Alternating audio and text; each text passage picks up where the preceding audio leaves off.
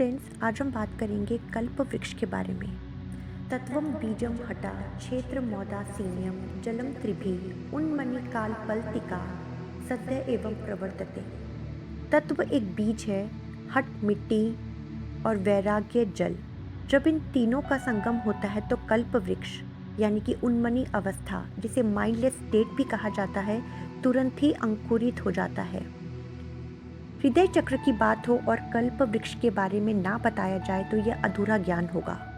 स्वात्मा राम, जो कि एक योगी थे जिन्होंने हठ योग प्रदीपिका नामक एक बहुत ही अच्छी पुस्तक की रचना की थी, ने इस श्लोक में कल्प वृक्ष का जिक्र किया है, जो कि हमारे सूक्ष्म शरीर में अनाहता चक्र यानी कि 12 पंखुड़ियों वाले कमल के फूल की बाहरी परत के ठीक नीचे एक लाल रंग के 8 पंखुड़ियों वाले चक्र के अंदर होता है और जिसे इंद्र के भवन का सबसे दिव्य वृक्ष माना जाता है।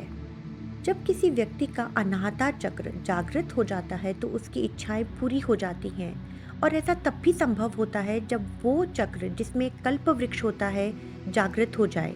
कई लोग इसे साइकिक पावर्स यानी कि मानसिक शक्ति के रूप में भी जानते हैं। हम सब ने कभी ना कभी अपने जीवन में इसे ज़रूर एक ना एक बार अनुभव किया है, चाहे किसी छोटी इच्छा के बारे में ही सही। जब हम किसी चीज़ के बारे में सोचते हैं या कोई इच्छा प्रकट करते हैं और कुछ ही समय में वो इच्छा पूरी हो जाती है।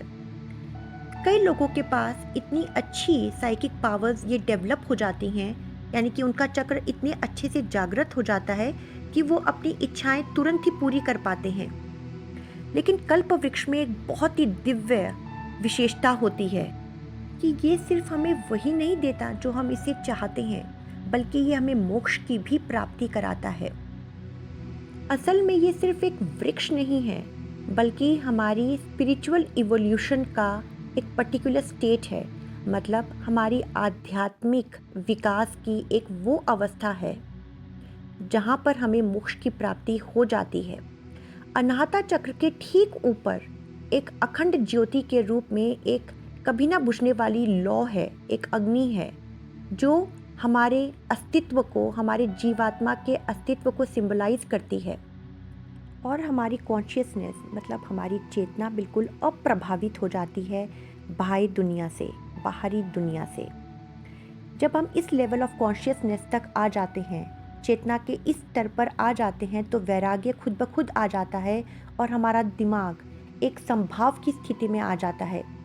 इसीलिए स्वात्मा राम कहते हैं कि जब कोई व्यक्ति कॉन्शियसनेस के इस लेवल तक पहुंच जाता है, चेतना के इस स्तर पर पहुंच जाता है, मतलब जब कुंडलिनी हमारे हृदय चक्र में प्रवेश कर जाती है, तो हम उन्मनी अवस्था को यानी कि कल्प वृक्ष को पा लेते हैं या जागृत कर लेते हैं।